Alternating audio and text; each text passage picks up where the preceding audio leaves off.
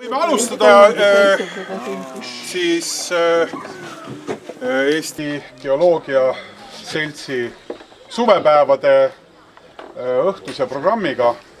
Ja mul on väga hea meel, et saab siin vestelda teemal üldpealkirja all rohepööre, aga siis konkreetsema pealkirjaga rohepööre Eestis, mis see on, kuidas see mõjutab geoloogide tööd. Ja järgmise pooleteise tunni sees siis üsna sellises vabas vormis, kus eesrääkijad või eeslauljad ees ja siis koor järel on võimalik sellesse vestlusesse sekkuda kõigil, andes selleks siis arusaadaval kombel käega märku, pigem minu poole siis. Rohepööre on väga konkreetne asi, väga selge kõigile ja 4 inimest, kes siin ees istuvad, kohe teevad meile selle pooleteise tunni jooksul lõplikult selgeks ka. Ja kui lubate lihtsalt nüüd siin minu poolt paigutatud nimekirja järjestuses, mis on juhuslik, siis kõigepealt Eerik Puura, geoloog, keskkonnateadlane ja Tartu Ülikooli arendusprorektor. Eerik ütleb ka tere, siis kui on külalised ja täna esimest korda seltskonnas võib-olla saavad tuttavaks, väga hea. Aitäh. Siis Enn Lust, keemik ja akadeemik. Tere. Väga hea. Martti Jeltsov on füüsik ja tuumaenergeetik, Fermi Energia kaasasutaja. Jah, üks kaasasutajatest. Ja Rain Epler, endine keskkonnaminister, väga pikalt tegelenud kindlustusega, aga ka õlle pruulimisega. Kui te olete joonud arusaamatult, näiteks teie kätte sattunud juhuslikult Pühajõe õlut, siis see on tema tehtud. Ja ma ei tea, kas lähevad valimised toovad võimaluse ka tunnustada sinu õlletegu. Õlu ilmselt on kuidagi lahus nendest valimistest. Lahus valimistest, selge. Ühesõnaga, igal juhul, kui ta on, siis saate anda, ja siin on kaasas ja sealt sees saab tasuta võtta, eks siis saate pärast ise teha enda sees seda sisemist valikut, et kas teda lahutada õlleteost, valides teda kuhugi või jättes valimata, et ta saaks tegeleda õllega, nii et see sisemine dilemma jäägu teile. Nii, aga kui me hakkame rohepöördest rääkima, siis me oleme kokku leppinud nagu 3 sellist võib-olla peamist plokki ka, mille kaudu minna. Aga kõigepealt ma ikkagi alustaksin sellest teie isiklikust tunnetusest, sest mulle tundub, et viimasel ajal ei olegi see asi nagu päriselt selge, kui inimesed hakkavad rääkima, et mis positsioonilt nad siis rääkima hakkavad. Et ma võib-olla paluksin teil kõigepealt väikest minuti pooleteisest, mitte pikemat nagu sedastust sellel teemal, et kas praegune energia saamise ja tarbimise viis vajab teie nägemuses muutust, sellist selget muutust, mitte sellist rahulikku evolutsioonilist muutmist siis. Ja miks, kui jah? Et kui on vastus see, et ei vaja, siis võib jätta sellele miksile ka vastamata. Kui on tunne, et ta vajab selget muutmist, siis võiks ka põhjendada. Ja ma võib-olla siin kõigepealt annaksin siis sellise kiire reageerimise korras esimesena vastata tahtjale kohe ka võimaluse, kes on kohe valmis sõnastama. Ma alustan, et me kõik teame ju, et ilma kasvuhooneefektita oleks maapinna temperatuur kusagil -18 kraadi ja me ei suudaks siin elada. Samas tänasel suvel on ju eriti hea sellest rääkida ja vaadates, mis toimub Kanadas ja Saksamaal, et karp kukub lahti küll. Ja minu tunnetus on ikkagi see, et kuigi nüüd kogu nendest emissioonide piiramisest on jahutud sisuliselt juba, ütleme, üle vist 25 aastat umbes või suurusjärk või 20-25 kusagil, et see 90 aasta pandi mingiks baasaastaks, eks ole, siis vaatamata sellele on siis ikkagi emissioonid maailmas järjepidevalt tõusnud ja nii see ongi. eks ole, nii et kes siin ei taha seoseid näha, see ei taha lõpuni. Kes ei tunnista vaktsineerimist, see ei tunnista lõpuni. Aga kes nii-öelda vähegi mõtleb ja siis vähegi nii-öelda mõtleb selle peale, et need kaks asja võiksid kokku käia ja parem karta kui kahetseda, siis selge on see, et inimkond peab ennast nagu kätte võtma. Et kui me nagu ei võta, siis nagu järjest hullemaks läheb, et see on nagu minu arvamus. Enn? Mina arvan seda sama, et tuleb muuta ja tuleb muuta lisaks sellele, mis ju Eerik siin rõhutas.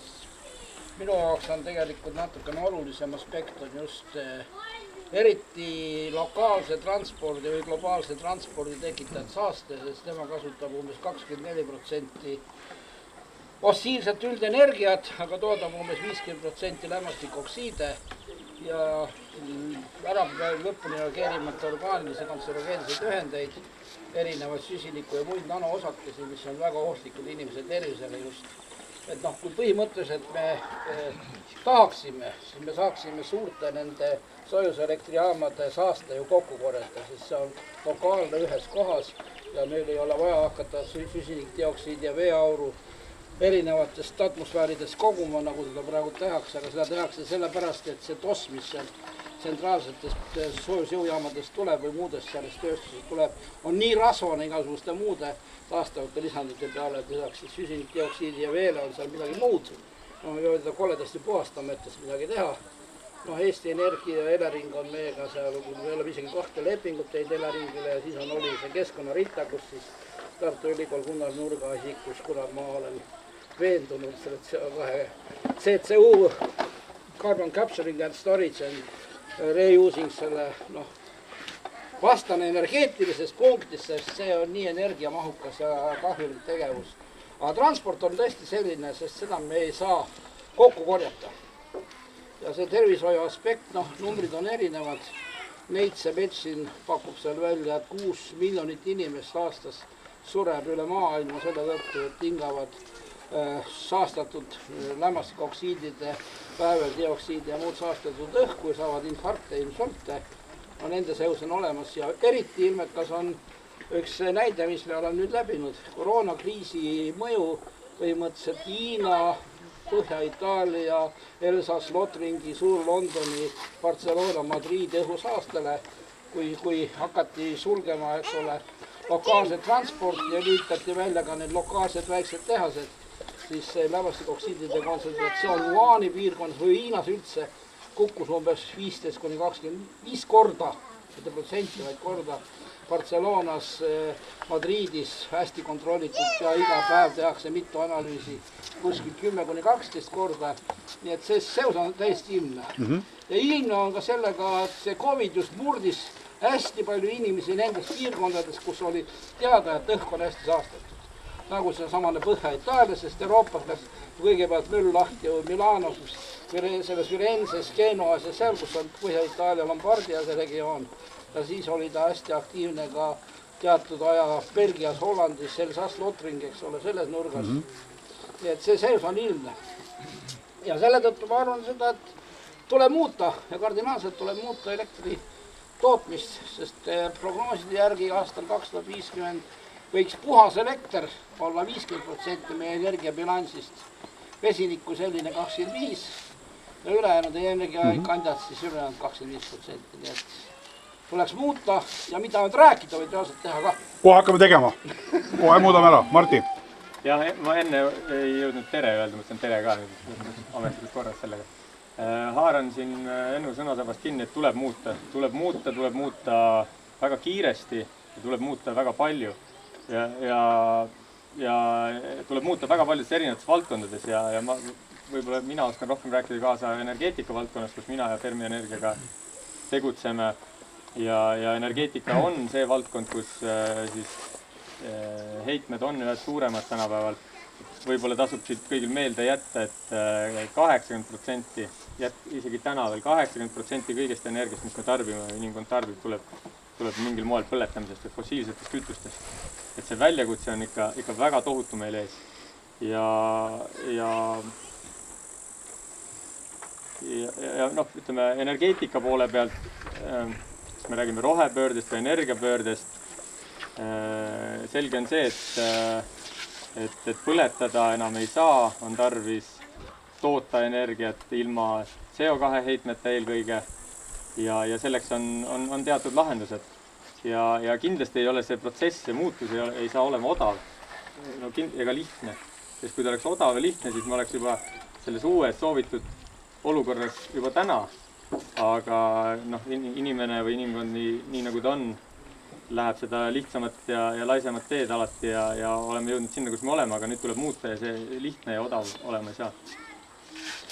No ma pean nagu ütlema ette, et ma täitsa aus nagu Kadrina kiriku pastor, Rain, ma selle küsimuse sissejuhatuseks ikkagi planeerisin natuke sinu pärast ka. Ja ma tahtsin alustada või sul on... Ei, et absoluutselt, et põhirõhk nüüd sinna, et kuidas, kui sa ministriks said, et siis oli sul, noh, kui paljud mäletavad või paljud ei mäleta, eks ju, aga ikkagi sa kahtlesid selles, et kui suur see inimese mõju on, vähemalt ühes intervjuus. Ja ma tegelikult tahtsin öelda, et stsenaariumi järgi nüüd peaksin ma olema see mees, kes ütleb, et eks ole, et ei tule muuta, et siis on nagu, et on see, saab pulli ja niimoodi, aga ei ütle. Aga ei ütle, et ma praeguses punktis pean eelkõnelejatega nõustuma, aga ma ise nagu olen mõelnud selle nurga alt, et kuidas ja sellele ajalisele perspektiivile, et mulle kohati tundub, noh, Eestis on inimesi, kes ütlevad, noh, peaaegu, et paneme kinni ära, aga kui vaadata, noh, maailmas ringi oli see vast eelmise aasta mingi esimene kvartal, kuskil oli uudis, Jaapan teatas, et 22 uut söejaama paneme käima, Hiina, noh, kõik rõõmsalt, eks ole, ütlevad, näete, isegi Hiina on lubanud neutraalseks saada. See lause on, noh, kaheosaline, Hiina on öelnud 2060 neutraalsus, aga piik või see teravik on 2030. Noh, Saksamaa pani suure jaama siin just ka aasta tagasi käima, eks ole, kivisööjaama, et noh, nüüd nagu Eesti puhul see murekoht minu jaoks on see, et näha on, et suured pumpavad musklit, eks ole, noh, nagu siin Martigi ütles ja teised, et see on kallis ja see on suur tehnoloogiline muudatus, radikaalne ja kui me hakkame seda tegema nagu valest otsast, et paneme poe kinni ära, siis me jääme nendeks noh, väikesteks vaesteks vendadeks ja pärast on järele ei ole raske tõmmata, et nagu selles mõttes seda nagu ajastust ja mida, millest ja millal teha, et ma arvan, seda tuleb hoolega vaadata, ma seda kolmapäeval tuli välja see Euroopa uus nüüd see kliimapakt, eks ole, seal on 8 punkti äkki. Need 8 nagu kokkuvõtvad punkti lugesin läbi, aga iga ühe taga on 200 lehekülge PDF-i, seda kõike ei jõudnud. Aga üks asi, millest nad räägivad, on, et see on õiglane. Noh, et me teeme seda õiglaselt ja noh, me võtame kusagilt ühe suure hulga raha ja kõiki, kes hätta satuvad, aitame.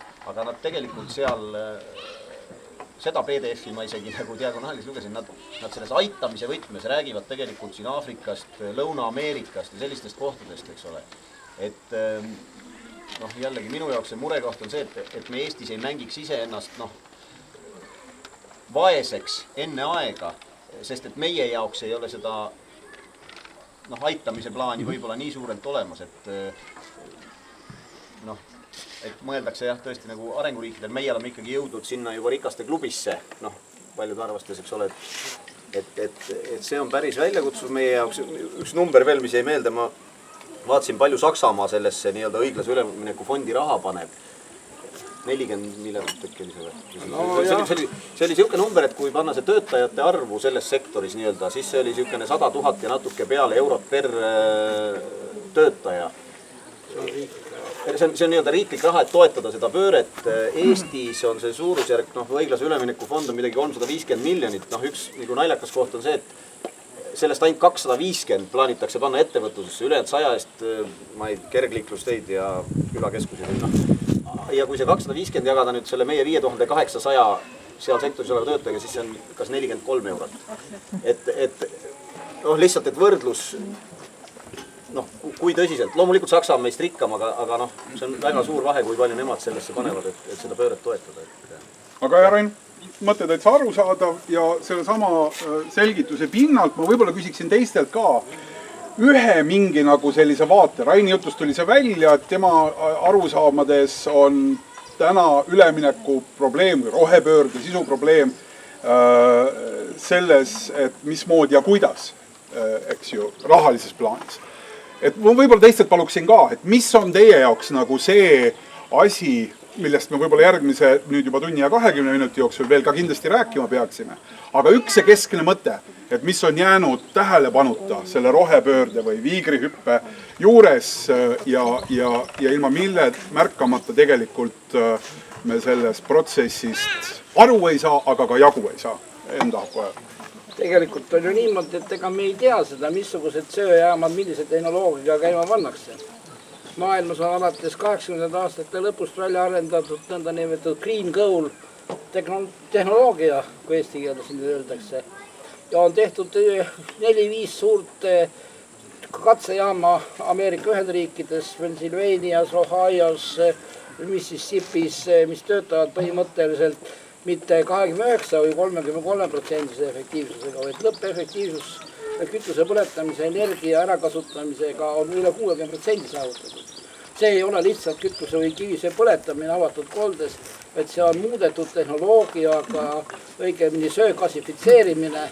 Selle sööst saadakse siis metaani ja vesinikurikkas gaas ja seda gaasi põhimõtteliselt erinevate turbiinide ja ka isegi kütuseelementidega väärindatakse ja selle tõttu see toss, mis on, kogutakse kokku ja selline tehnoloogia on täitsa olemas, ainuke häda on see jah, et see carbon capturing, see on kogumine ja salvestamine ei ole mõttekas, vaid nüüd vaadatakse osades arenenud keemiatööstusega riikides ka seda, et see on ju lähtetooraine järgmistele keemiaprotsessidele.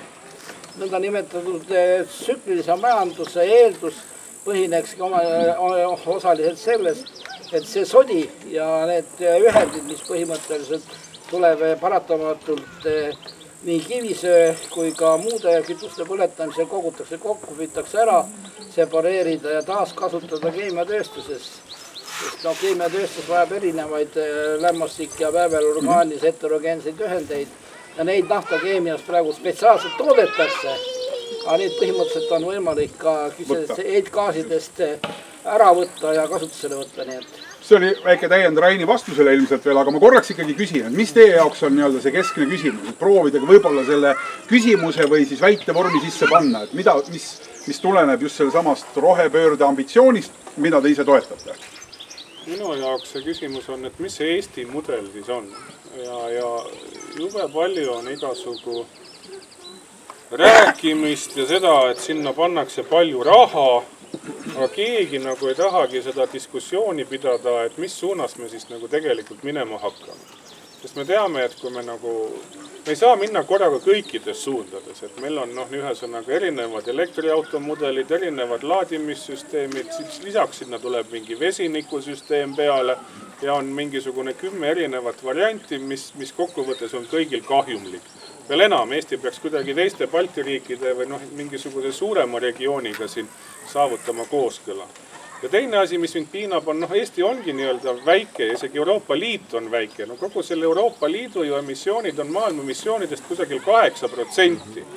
Ja nüüd nagu olles selline tubli pioneer ja näidates eeskuju teistele, et kas siis teised nii-öelda nagu tulevad järele ja mis paneb neid nii-öelda järele tulema.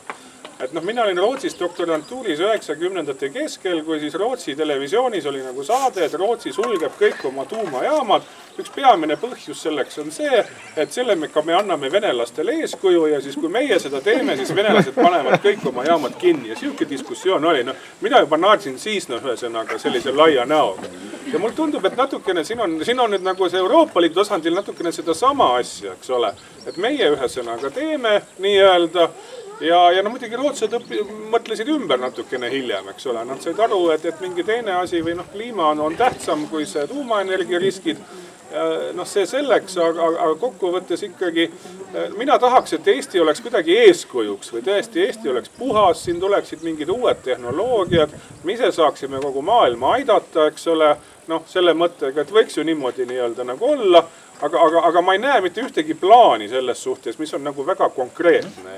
Kindlasti me räägime sellest tuumajaamast, aga ka tuumajaam arendajad ütlevad, et see on nii-öelda eraettevõtlus, kas see tuleb või ei tule, see sõltub mitte riigist, vaid sellest, kuidas selle eraettevõtlusel õnnestub ennast nii-öelda nagu tõestada. See sõltub Martist konkreetselt. No konkreetselt Martist, ainult temast. et no mina olen niimoodi aru saanud. aga enne kõigepealt... Lihtsalt meil ei ole plaani. Meil ei ole plaani. Ära on selles jah, et kui seda plaaniga üritad hakata tegema või pakutakse, nagu me vesinikuühinikuga pritsime hakata tegema, mitte ainult vesiniku propageerimist, vaid see vesiniku tootmine üldse patareide autodele üleminek eeldab tegelikult suurte avamere tuuleparkide ja suurte päikseväljade ülesehitamist, mis toodavad suhteliselt odavat elektrit, mis toodavad odavat vesinikku või siis ka patareide laadimiseks rohelist elektrit. Täpselt, et kui sa praegult laadid patareiautot Eesti võrgus oleva elektriga, siis sa saastad veel rohkem, kui tegelikult sa põletad bensiini või diisli. Selleks, et see reaalselt see rohepöörne muutuks sisuliseks, on vaja ikkagi hakata tootma sõna otseses mõttes rohelist tuuleelektrit. Ja no näiteks näitab padukapitalistliku riigi Department of Energy on Ameerika energeetikaühingu andmed. Me tegelisime nendega mitut ühisprojekti aastaid tagasi ja nüüd me oleme seal pool sellises avatud võrgus seal sees ja me saame. No täna hommikul oli mul 8 uut meili selle kohta, mis Ameerikas siis Department of Energy on kavandanud. Umbes kogu summaga 1,5 miljardit jälle pannakse sinna taastuvenergiasse raha. Need on küll geotermaal, vesinik, päike, kõik nii edasi, eks ole, sellest ma praegu ei räägi. Aga Eestis on vaja teha üks kompleksne plaan. Ja see plaan hõlmab seda, et me peame saama käima mõistlikus suures oma avamere tuulepargid. Meil on põhimõtteliselt, ma olen Ida-Virumaalt ise pärit, Hatsalamäe küla poiss, Jõhvis koolis käin, Narvas kooli keskkooli ajal vahepeal patustamas käin, kohvikus kohvi ja seda vana Tallinnat isegi miinustamas keskkooli ajal. Nii et ma tean seda väga hästi, mis Ida-Virumaal toimub. Aga samamoodi mingi plaani puudus. Plaani puudus on see, et nad ei tahagi nagu teha seda plaani tõsiselt hakata tegema, sellepärast, et noh, ma loodan, et siin liiga palju ametnikke ei ole, kes nüüd soluda võiksid.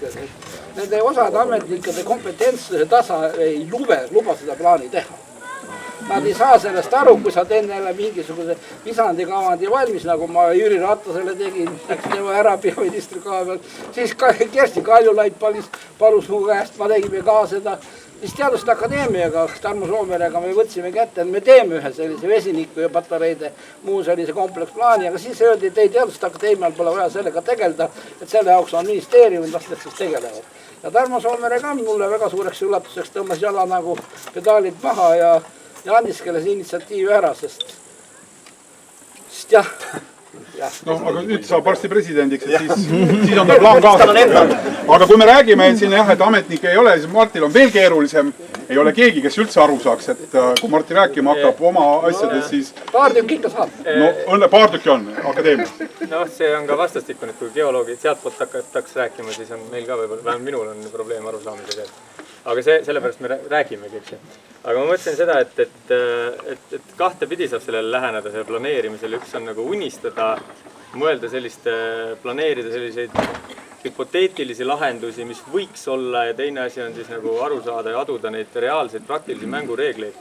Ja üks nendest on see, et kui me eeldame, et me jääme Euroopa Liidu selliste regulatsioonide rüppe, siis meil CO2 kvoot, eks ju, see CO2 hind on, CO2-l on hind ja ta on kallis ja see kallineb veelgi enam. Mis tähendab, et me suurt ei peagi planeerima, kuidas me selle põlevkivi või reostava asja kinni paneme, sest et elu on näidanud, et need lähevad ise juba kinni. Kui elektrit üldse väga vähe toodetakse, siis loomulikult tõuseb hind ja töötavad ka põlevkivijaamad nagu praegu. Kui te vaatate, kui palju Eestis põlevkivi praegu toodetakse, siis piisavalt.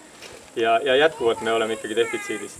Ja mis meil siis üle jääb, et kui me saame aru, et me oleme Euroopas, me siit ära ei lähe, meil on need regulatsioonid, me peame hakkama maksma, CO2 läheb niikuinii kinni, mis meil järgi jääb praegu, jääb järgi 300 megavatti tuult, mis meil on, ja 500 megavatti päikest on ka nüüd juba, jah. Nii, mis hetkel tuulega üldse, et praegu suvisel perioodil tuul meile liiga palju head ei tee, et olud lihtsalt on sellised, päike seest toodab üsna hästi selle 500 megavatti kohta. Ja nüüd on see küsimus, et mis see plaan on, et riigina, et kas me tahame energiat kui väga kõrge lisandväärtusega toodet osta sisse, ehk siis tuua see toode siia ja saata raha välja või teha vastupidi, nagu me oleme siiamaani teinud. Mina isiklikult pooldan seda, et Eesti võiks olla energiat eksportiv riik. Ja nüüd, et kuidas siis energiat toota, eks ju, jah, meil on vaja tuulikuid, aga nendel on omad omad kasutustegurid, meil on päikesepaneele vaja arendada, nendel on omad kasutustegurid, nendel mõlemal on ka veel väga suur ressursikasutus, väga palju materjale on vaja maa seest välja kaevata, et neid asju ehitada. Ainuke asi, mis nende tehnoloogiate puhul on taastuv, on see kütus, eks ju, ja sellega ei vaidle keegi. Aga see, et need seadmed püsti panna, noh, see on nagu võib-olla ei olegi nii taastuv. Ja ümbertöötlemine ei ole samamoodi elektri hinnas, mida nad toodavad, mida tegelikult turg üldse ei näe, eks ju, kes turg teab, kuidas turg töötab. Ehk siis, aga siiski päikest ja tuult meil on nii palju kui ratsionaalselt võimalik. Me peaksime ehitama ja midagi jääb siis puudu. Võimalus on siis põletada gaasi, mis on väiksema süsinikheitmega või ehitada targalt üks väike tuumajaam, nagu mis on Fermi ettepanek. Ja ütleme tuumaenergeetikute ettepanek nii palju, kui meil Eestis täna on. Kui ma tooksin korraks selle üldise nende konkreetsete mõtete juurest nagu tagasi, et mis sinu arvates praegu selles nagu roheplaanis, mida sa ei näe, mida seal ei öelda, mida seal ei vastata, mis teeb selle realiseerimise või teostamise või ka sellest mõtlemise keeruliseks?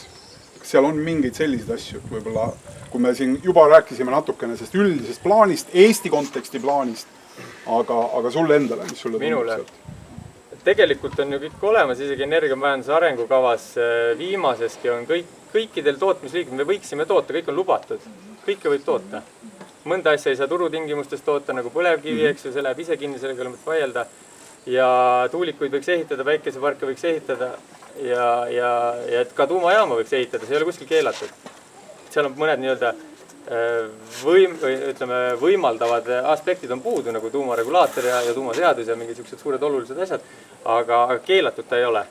No, kas sa sellega ei ütlegi praegu, et meil on ka nende teatud asjade tegemiseks puudu nii-öelda seda rakendav struktuur, ehk keegi, kes suudaks kaasa rääkida sinu kui ettevõtjaga selles ma ütleks, et takistused on lihtsalt, neid asju ei ole lihtne teha, sest et need asjad tähendavad lihtsalt infrastruktuuri ehitamist.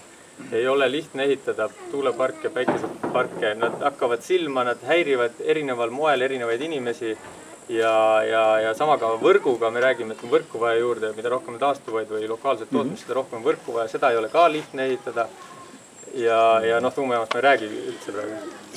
Teeme niimoodi, et saalil on absoluutne õigus, nii kui nende käsi on püsti, siis saab kohe kommenteerida enne veel, kui paneelis siin selja taga läheb kõigepealt, saab palun vabandust. Tahaks lihtsalt jätkuks selle tuuleparkide ja selle nagu rajamise kommentaariks öelda ühe faktika, et Loode Eesti tuulepark KMH alustati vist aastal 2006, kui ma ei eksi.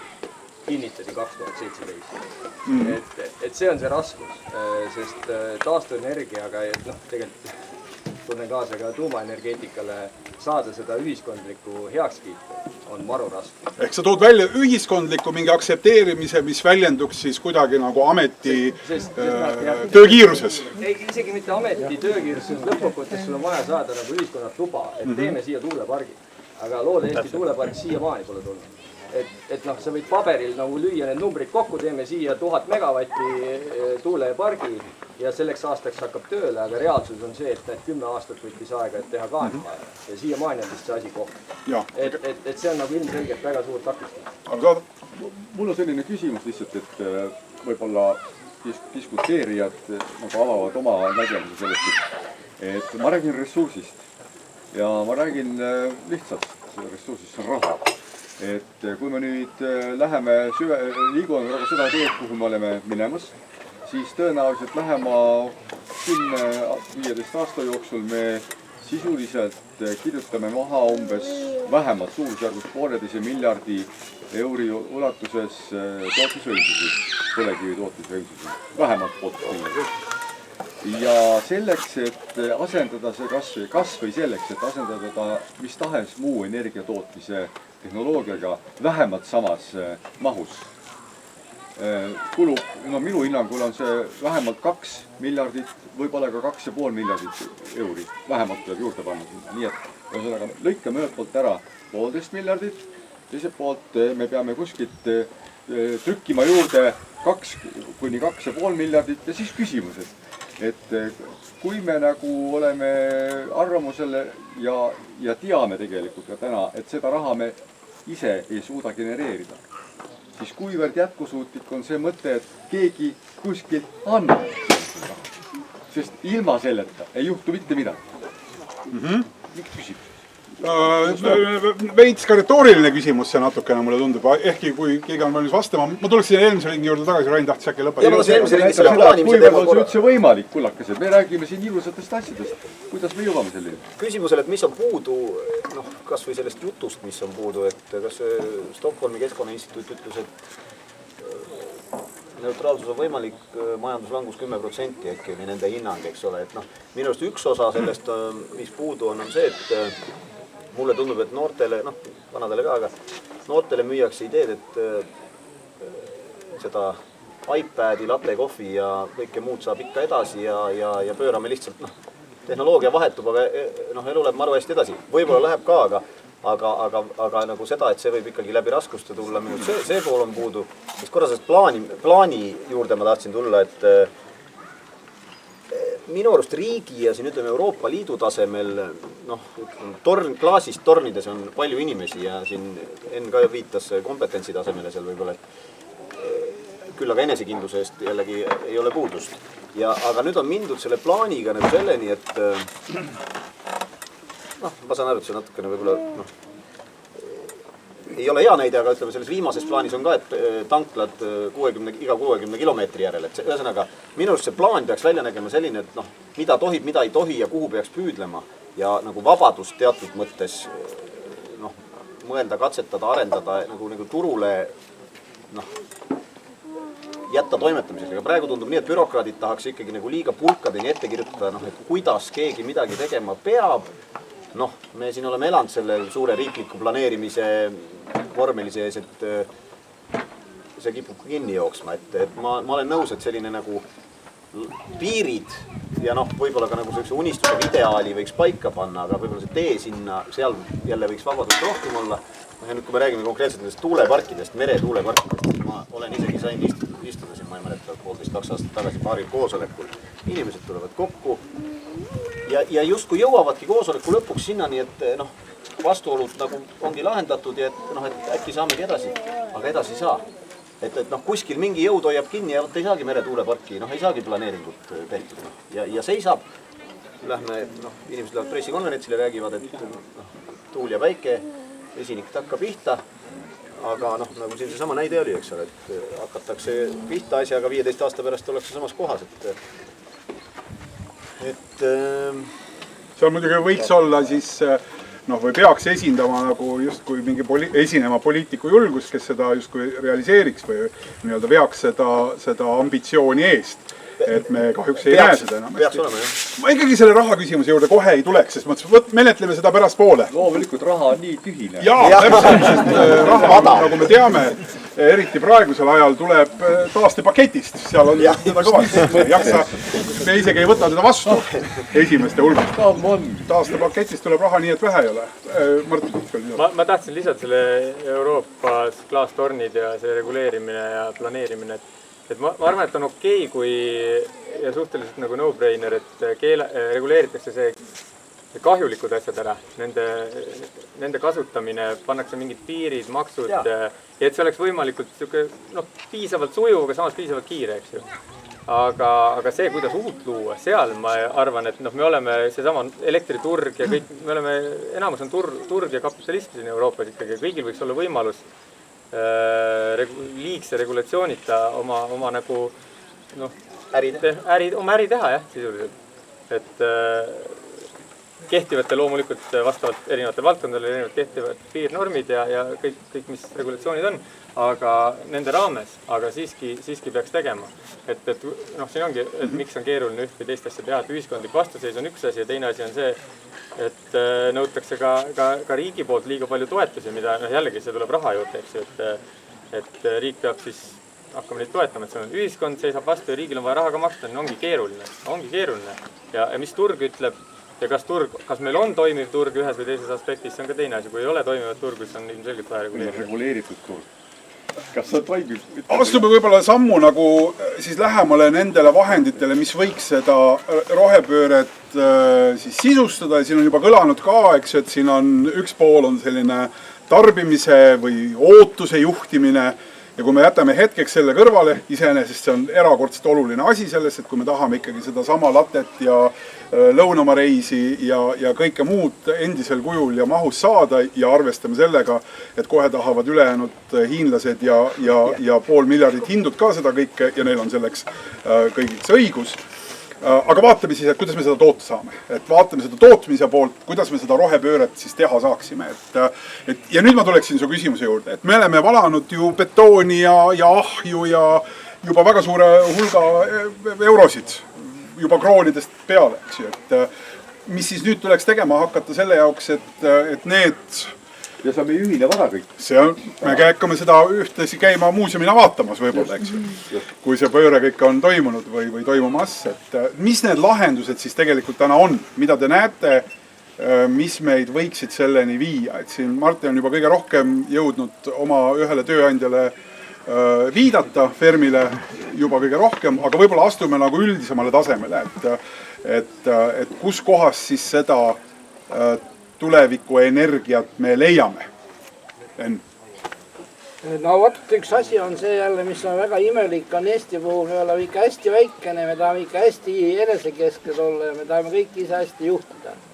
Praegult on käimas üks selline väga suur initsiatiiv nagu Botnia lahe ja Balti mere ühisvesiniku struktuurses tuuleparkide ja vesiniku struktuurse selgroovi backbone'i tegemine. Ja see asi sai alguse sellest, et kui Neste tahtis oma tehast hakata laiendama, siis öeldi, et ei, me Soomesse ei saa seda kindlasti teha, et teil on jõle kallis energia ja me teeme seda sinna, kus on natuke progressiivsem suhtuv energia tootmisesse. Ja praegult on nüüd niimoodi, et on liikumas üks selline tõesti Maania grandioosa, te võite seda nimetada projekt, kus siis ümber seda Botnia lahe ja Läänemere, Eestis, sealt kõik avameri, Leedu, Läti, Poola, Saksamaa on kaasatud ühte ülisuurde energiatootmise võrgustikku, mis põhimõtteliselt baseerub küll just nimelt avamere tuuleenergial ja mis on siis kahe lõpptulemiga, üks on alalisvooluelekter, mitte vahelduvvooluelekter enam, vaid teine on alalisvooluelekter ja teine on põhimõtteliselt vesinik. Sest kui me räägime tööstuse moderniseerimisest, siis tööstusesse läheb vaja mitte ainult elektrit, vaid läheb väga suures ulatuses just molekulaarsest vesinikku. Ja selleks, et vähendada terasetööstus, mis toodab umbes maailma 9-12% maailma heitmetest CO2-st ja edasi. See on võimalik teha läbi vesinike redutseerumise nii, et üldse süsinikdioksiidi ei teki. Täpselt sama on kõik muud aluldused, muldmetallid, kõik muud. Täpselt sama on võimalik toodata tsemendikliinkrit, mille Eesti lõpetas ära selle tõttu, et läks jõle kallikse tegemine läbi vesinikkütuse ja põhimõtteliselt see. Ja mis huvitav on minu jooksiga kogu aeg see just finantsiline aspekt, et kuidas paadunud kapitalistlik riik, Ameerika Ühendriigid, saab teha oma Texase ja sinna üles suurjärvistus lääne poole Nebraska, Wisconsin sellise koridori, kus vesiniku mediaan, elektrimediaan on $22 megavatt-tund. $22 megavatt-tund mediaan. Ja seal kohas on üliideaalsed sellised tuuleelektri tootmise punktid, kus see on $5–7 megavatt-tund. Ja põhimõtteliselt kindlasti on olemas ka meie lähiümbruses sellised tohutu head tuulekoridorid, Eesti Energia. No ma ei tea, kas ma nüüd ei ole tohin seda teile öelda või tohin, ma loodan, et ma ikka tohin. Oma inimeste vahel. Oma inimeste vahel. No kustutame lindi pealt ära pärast selle. Nemad on saavutanud näiteks Leedus ühe tuulepargi tootluseks 65% maismaal. 65% tööajast töödab oma nimivõimsusega või üle nimivõimsuse elektrit. Nii et on olemas ka ilmselt Euroopas ja Põhja-Euroopas olemas sellised ülihead tuulekoridorid. Kogu aeg maailmas valitses mingi tendents, et tuulik peab olema suurem ja veel suurem. Aga tegelikult on olemas, geoloogid ilmselt teavad paremini kui mina, et igal pool õhu laminaarse liikumise kiirus maapinna suhtes või kõrguse suhtes on väga erinev. Ja on olemas sellised alad, kus tõesti peab minema kuskil 200 meetri kõrgusele nagu USA idarannik ja läänerannik. Aga samas seal Texas, Nebraska ja seal Kesk-Ameerikas ei ole tuulikud üldse kõrgemal kui 100 meetrit. ja nende nimivõimsus on 6-8 megavatti, mitte 16 megavatti, nagu ehitatakse siin idarannikule. Ja nad toodavad palju efektiivsemalt kui need ülikõrged tuulikud, mis on hästi kallid ehitada. Nii et selle tõttu tuleks hästi hoolega tegelikult tegeleda tuulekaardi koostamisega nii Mandri-Eestile kui ka üle selle Põhja lahe ja Euroopa, selle Botnia ja Balti mere ümbrus. Ja võib-olla see sõnajalgade võitlus selle ülikõrge tuuliku ees selle Aidu karjääris oli täitsa mõttetu, sellepärast et mina ei tea seda, kui kõrgel see optimaalne tuul on. Aga tegelikult nagu näitab Ameerika Ühendriikides on Caltechi tehtud uuring. Ja Ameerika on, minule meeldib see riik. Kui antakse raha, toetuste raha, siis kontrollitakse detailselt, kuhu seda raha kulutatakse.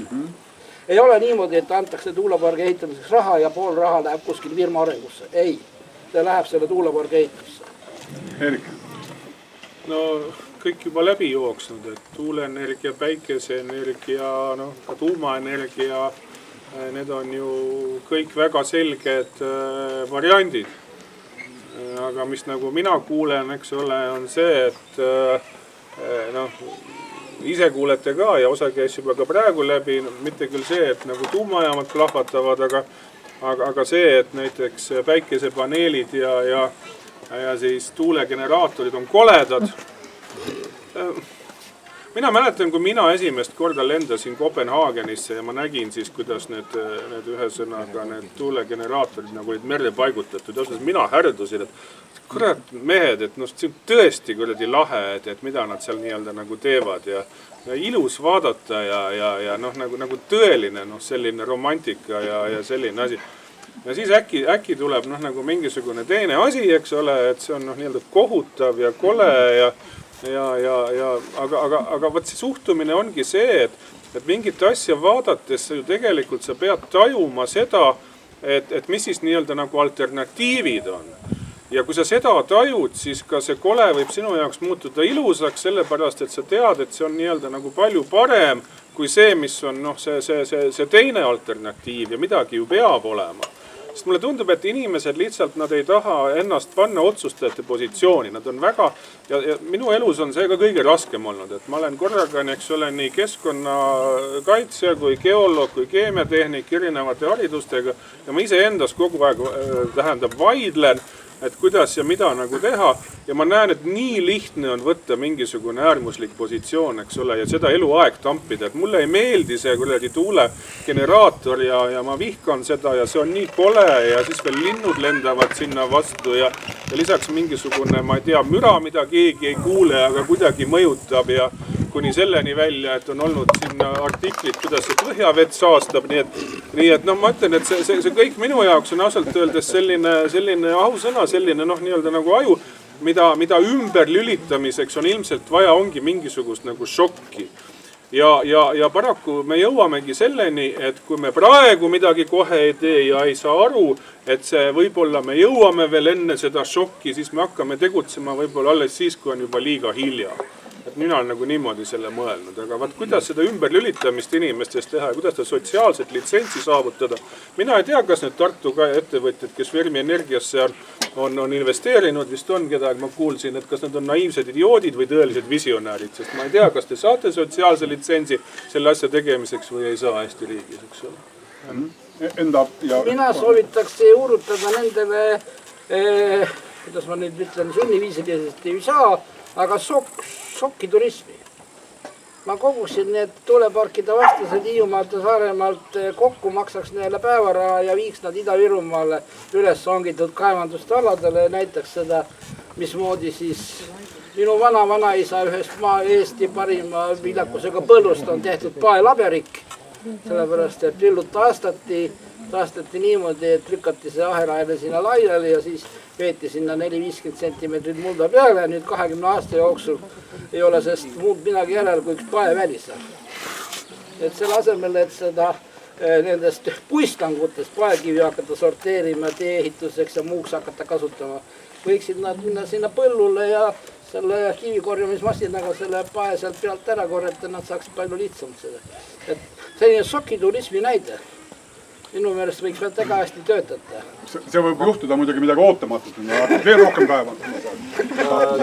Selle sama šoki mõttest haarasin korra kinni, et sellesama kliimapaketiga tegelikult mõtlesin, et see, et poliitilises mõttes või riikide vahel tegelikult ragiseb nüüd ikkagi kõvasti, eks ole, ja ma ei tea, mulle tundub, et ega Euroopa Liidul nüüd on siin, kas ikkagi see föderaliseerumine toimub või lendab asi mingiteks tükkideks, et kas läheb rohkem keskjuhtimisele või läheb tükkideks. Keskjuhtimine, eestlastel on ta lihtsalt nüüd siin lähis ajaloo tõttu on see keskjuhtimine kuidagi vastu näidustatud.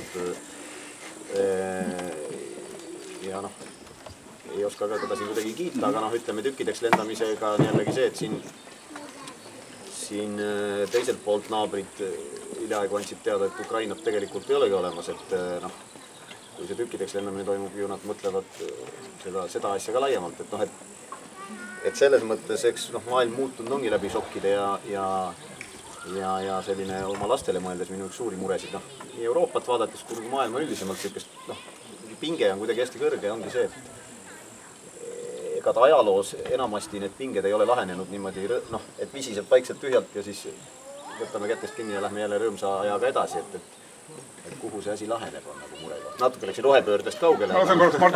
Enne kui Martti räägib, ma toon selle raha, mis Olavi rääkis korraks sisse, et sa ütlesid raha.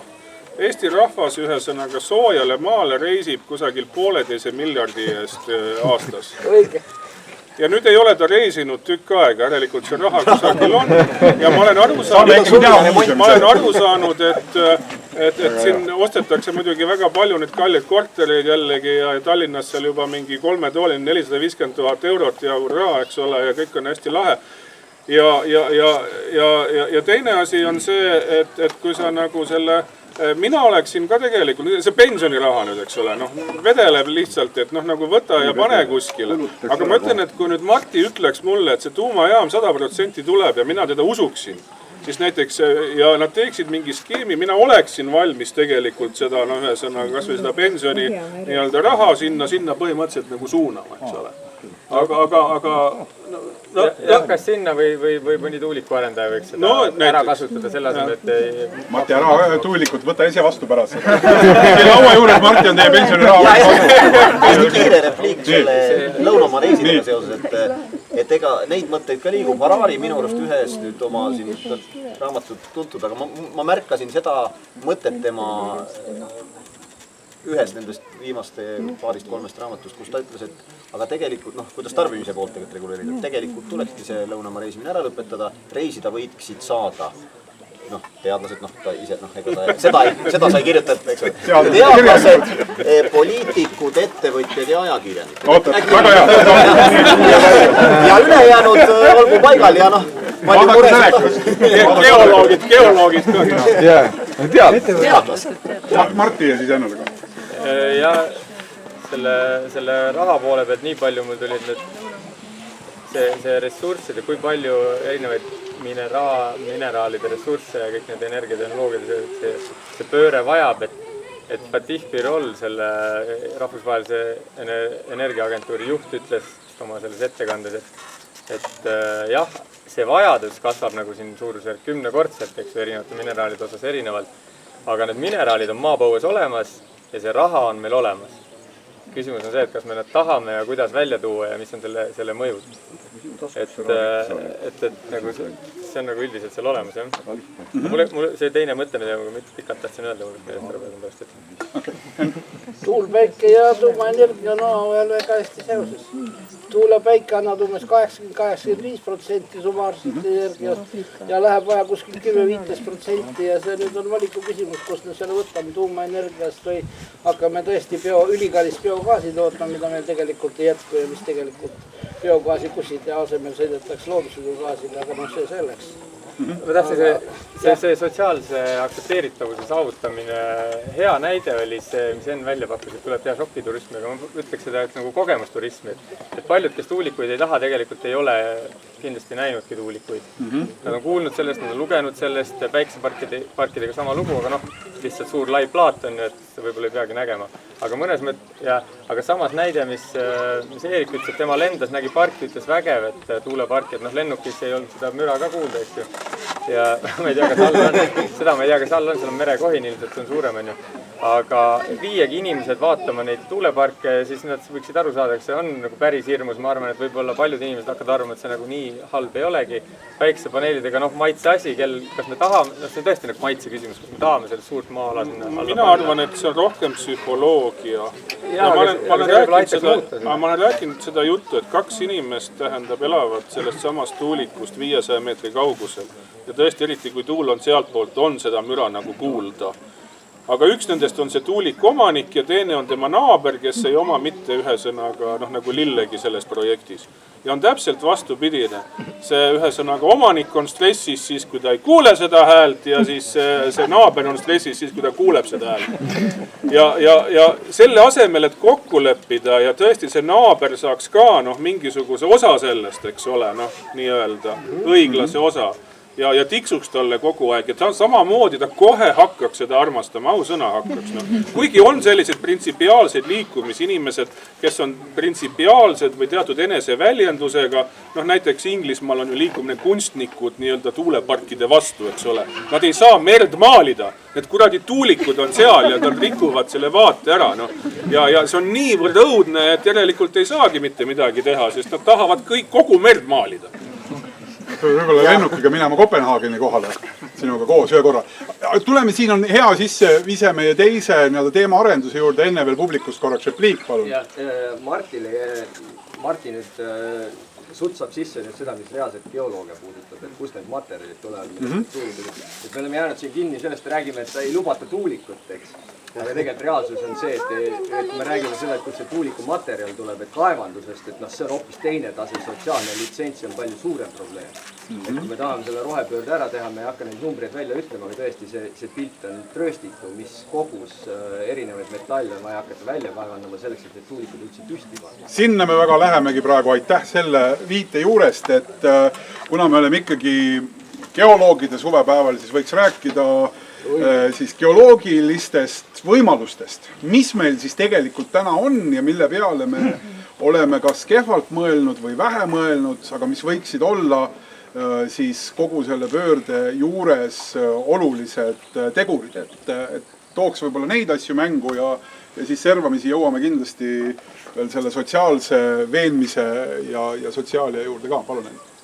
No see nüüd on väga hea, fundamentaaltehnoloogia tuleb arendada. Näiteks Nel, kes on maailma üks suurimaid elektrolüüserite tootjaid, ütleb, et tänu uuendustele elektroolise materjalide fabritseerimisel või tootmisel ja ettevalmistamisel on nad võimelised vähendama 50% materjalide kulu ühe selle megavatise elektrolüüseri tootmiseks ja 75% tootmiskulutusi.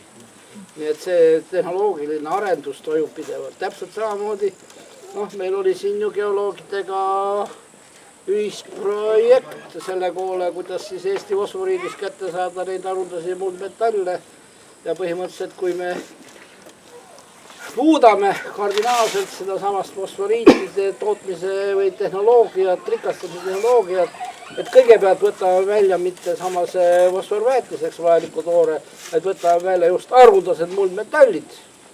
Me saame nad praktiliselt väga hästi paari ekstraheerimise faasiga, mitte 56 nagu Sillamäel, 56 vedelike ekstraktsiooni korda teha, et tehnoloogia arendusega saab nad sealt väga ilusti kätte.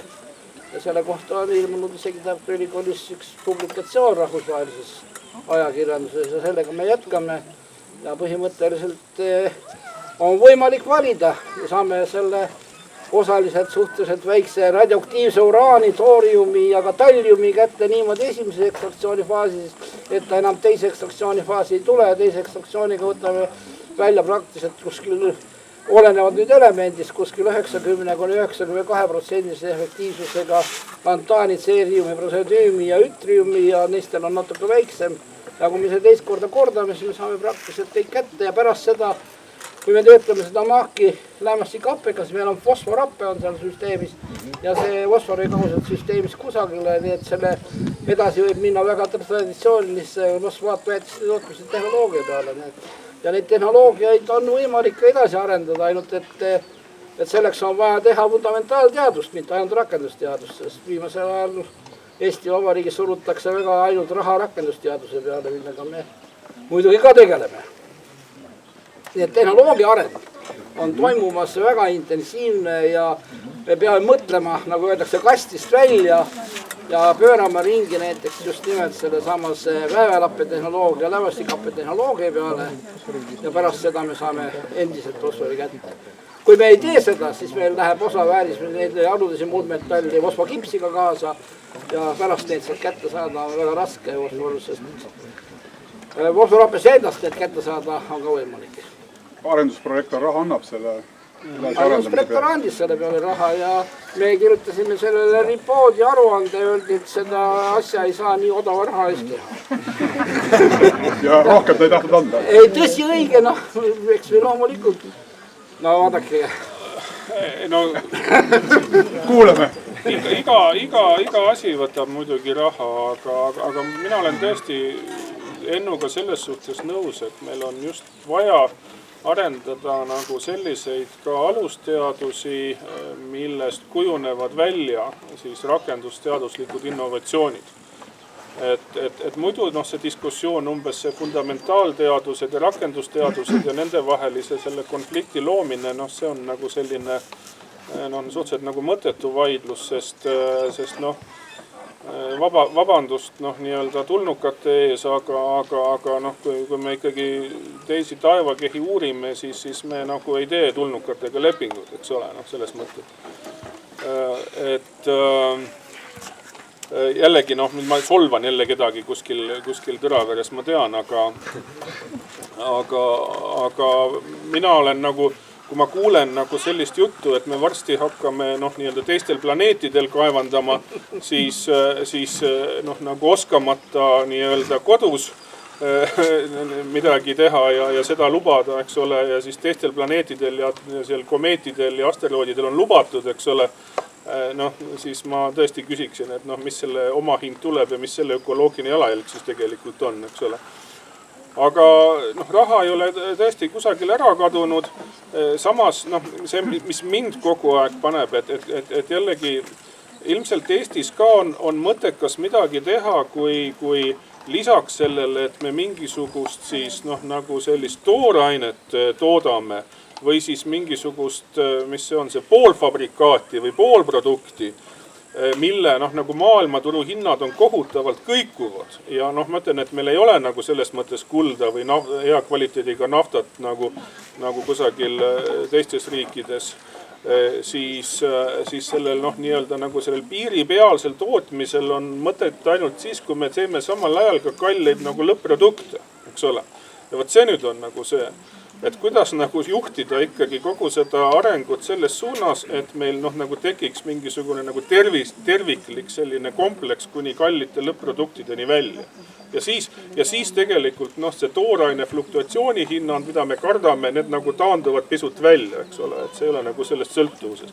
Kuigi me väga hästi teame, et kui Sillamäel hakati diktoneema kilta nii-öelda kasutama, siis seda ainult lühikest aega ja siis hakati toorainet sisse vedama mujalt maailmast. Maardus täpselt samamoodi, ju fosforiiti kohalikku tarbiti ainult piiratud aja jooksul tehases, siis hakati koolast apatiiti vedama. Nii et nagu selles mõttes peab teadma ka seda ja olema teadlik sellest, et kui kusagil maailmas tõepoolest on olemas palju efektiivsemad toorained ja see transpordikulu nii suur ei ole, siis tõenäoliselt nagu väga ei tasuks nagu siin pingutada selles suhtes. Selles mõttes võib-olla kiire paralleel selle, ei taha metsateemast üldse nagu muus mõttes minna, aga toorainet siin toodi Norrast, Ahvenemaalt ja tont teab kust, et teda ma liistuks. Ma tahan lihtsalt seda öelda, et võib ka arendada väga heal tasemel tööstuse, eks ole, mis töötleb siis seda efektiivselt toorainet ümber, et ega üks ei pea ilmtingimata teist välistama. Mina tean seda näidet, kui üks Inglise konsultatsioonifirma tegi veepuhasti Saudi Araabias ja tõestas ära, et liiv tuleb vedada Inglismaalt sinna, nii et kõik on võimalik. Martin.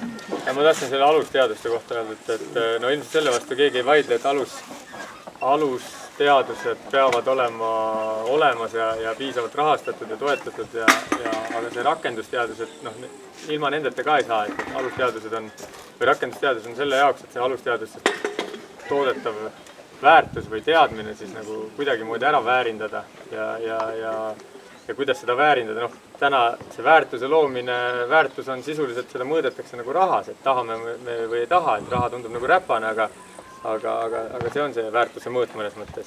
Ja nagu Mart Noorma vist eelmine nädal kuskil televisioonis ütles, et kui talt küsiti, et me saadame neid kosmoserakette sinna kosmosesse, et mida teadlased siis sellest saavad, aga seal on juba eraettevõtted teevad ise juba rohkem teadust kui mõned teadusasutused ja nende reiside või nende rakenduste käigus saavad teadlased uut materjali, see on selline sümbioos, et kõik see peab balansis olema, et ei tasu nagu ilmselt panna kõike alusteadustesse ja siis mõne aja pärast hakata mõtlema, et meil pole rakendusteadus ja siis niimoodi käia, noh, seda peab püüdma hoida balansis teadlikult. Käsi tagumisest. Jaa, et lihtsalt vahenduseks, et minule kui pööbile läheb väga keeruliseks, et ma tahaks küsida lihtsalt konkreetse küsimuse, et kummal on väiksem ökoloogiline jalajälg, kas ma kodus teen süüa gaasipliidil või elektripliidil? Eesti elektriga elektripliidis. Väiksem, jah? Vastupidi. Suurem? Ja kui Eestis kasutada praegu seda Narva soojuselektrijaamade elektrit 70% ulatuses, nagu teda vahepeal on seal võrgus, siis on elektripliidi suurem jalajälg. Nii et tuleb gaasipliiti kasutada? Noh, gaasipliit on selleks välja mõeldud jah, et teda kasutada. Õige inimene omab mõlemat, et vaadata siis kumba kasutada. Kas sul oli ka tagamõte sellel küsimusel või on ainult kulinaarne huvi? Aga edaspidi, kui see protsent läheb alla 50, et rohkem on taastuvat elektrit, siis on elekter puhtam kui gas. Nii et sa pead börsi hinda, elektribörsi hinda jälgima ja vaatama, kumb sul rohkem on sees, kas taastuvat või seda samast fossiilset. Köögis peab siis olema ekraan, mis näitab, et kumba kasutada. Ei, aga no, kuule noormees, sa tead, et kõik noored inimesed peab börsil mängima praegu. Milles probleem on? Ja suvisel ajal mina üldse hapendaksin. Ei ole vaja üldse mingit elektrit. Kui sa võtad kallima rohepaketi, siis sa saad ainult rohelisi elektrone ja see on kohutavalt puhas. Väikse jalajälg. Kuulge, meil oli juttu nüüd toorainest natukene, aga huvitav ikkagi ja kuna on geoloogidega tegemist, et kas me saame oma nii-öelda reljeefi, oma keskkonda, ilma tooraine mõteta praegu, eks ju, et kas me saame seda ära kasutada ja mismoodi või millised need võimalused oleksid? Kui hakkasime tegema Elkogeniga koostööd tahkeoksiid kütuseelementide nende arendamiseks Eestis, siis sellel ajal oli 15 korda suurem materjali kulu 1 kilovatti elektrienergia tootmiseks materjalides kui edasi. Nii et kui väga hoolega disainida süsteeme, siis põhimõtteliselt saab materjalide kulu juba praegu olemasolevate teadmiste korral vähendada 10-20 ja rohkem korda. Täpselt samasugune asi on toimunud polümeermembraanne plaatinametalle sisaldavate süsteemide korral. Kui see alguses tulid ja pandi kosmoseraketi peale tööle, siis sisaldasid nad umbes 100 korda rohkem 1 kilovatti võimsuse kohta haruldasid neid plaatinametalle pluss haruldasid muldmetallide lisandid. Nii et kõik see asi on 20-30 aastaga ülikiires arengus ja üliõhukese kihilised patareid näiteks võivad tõsta teie elektri mahtuvus 2 korda, kui mitte rohkem. Seal on omakorda probleem, et ajas lihtsalt muutuvad vähem stabiilseks. Aga kütuselementide korral on võimalik saavutada 10, 20, 30 korda materjali kulu vähenemine. Täpselt samamoodi. Seda on Elkogen näidanud ka. Jah, just. Aga ikkagi räägime veel geoloogilistest võimalustest, mitte tooraine mõttes. No nii on, et kui Eestisse peaks tulema tuumajaam, siis kindlasti on geoloogidele siin väga suur tellimus. Ja, et no, isegi kui ei tule või siiamaani ei ole tulnud, on geoloogid juba tööd saanud, et siin seltskonnas istub inimesi ilmselt, kes on saanud uurida üht-teist juba. Ja noh, ma ei tea, geoloogia olemata ekspert tundub, nii palju kui ma olen aru saanud või tunnetanud, on see, et on suhteliselt nagu igav nagu Eestis, et meil ei ole nagu liiga palju probleeme, selles heas mõttes igav, et tuumajaama mõistes peaks olema kõik tehtav ja võib-olla isegi mõnes mõttes positiivne, kui võtta arvestasin seda sinisavikihti, aga noh, siin ma kaugemale või keerulistama sõnadega ma rääkima ei hakka, ma olen üsna kiirelt rappa ilmselt. aga jah, seda võib need inimesed, kes on neid uuringuid meile teinud, võivad täpsemalt kommenteerida ja need on ka avalikult saadaval. Et geoloogidele on tööd, aga toore pidi kõrvale jääma, aga ütleme ikkagi ära, et toorme osas, ütleme kaevuritele ja tuumajaama või tuumaja energeetikat kasutades kaevuritele on küll vähem tööd vaja. Noh, päiksepaneelide aluseid vist väga ei valata või neid topitakse niisama maa peale, aga väike väljakutse siin selles, mis mina nagu mõtlen, on see, et üleüldse inimene peab mõtlema, kuidas neid jääkmaterjale nii-öelda nagu ära kasutada. Ja ma olen täiesti veendunud, et mõne aja pärast me hakkame ka neid samu vanu prügilaid avama, sellepärast, et seal on igasugu väärtuslikku asja sees ja nagu ümber töötlema. Nii et pidada plaani selle üle, et missugused jäätmed, kus on, kuidas tekivad, missuguse kvaliteediga nad on, et see kindlasti on üks väga oluline teema. Siis täpselt samamoodi siis ju tuuleenergiaga, et kuskile ju need jäätmed lähevad, räägitakse, et neid labasid keegi kasutada ei oska. Mina ei tea, mis sellest teha võiks, et võib-olla saab mingisuguseid laevukesi nendest teha või. Aga eestlased on väga innovatiivsed, et nad on tõesti see peedist pesumasina trumli tegemine, see väga anekdoot ei olegi, tähendab, et nagu järjest rohkem tekib selliseid idusid ja raha veel, eks ole, vaata meie neid ükssarvikuid, eks ole, tuleb nagu putru. Et lihtsalt mõtled mingi lihtsa idee ja meestel on miljard käes, nii et ja nii hea sealt võtta ju, on ju? No absoluutselt. Jah, palun. Mul on selline küsimus Fermi Energiale, et kas teil on olemas tehnoloogia või mida te silmas peate see aatomijaama jaoks? Et räägitakse 1, 2, 3, 4 põlvkond, eks ole, midagi nagu ei ole, aga tahetakse midagi teha. Kas on olemas midagi reaalselt? Nüüd sa muidugi võtsid siukse, et me lõpetame hommikul kell 9. On ikka olemas, maailmas on ju 450 elektrijaama. Firma töötab ju. Ei, tehnoloogiaid on olemas, absoluutselt on olemas, aga 450 elektrijaama, tuumaelektrijaama maailmas töötab ja läbi aja on veel rohkem töötanud. Sakslased panevad kinni ju neid. Jah, sakslased, see on see teema, millega võiks hommikuni minna. Sakslased tõesti panevad kinni, ülejäänud Euroopa ei pane kinni ja väga paljud ehitavad isegi juurde. Et ikka mitmed riigid ehitavad juurde, sest et see selleks, aga tehnoloogia, need põlvkondades räägitakse, ma arvan, et see on tuumaenergeetikutel üks natuke nagu endale jalga laskmine olnud need põlvkonnad ka, et tuleb pidevalt neid selgitada. Meie vaatame tehnoloogiat eelkõige, mis on tehtav, mis on ohutu ja lõpuks ei olegi rohkem vaja, peab olema tehtav ja peab olema ohutu.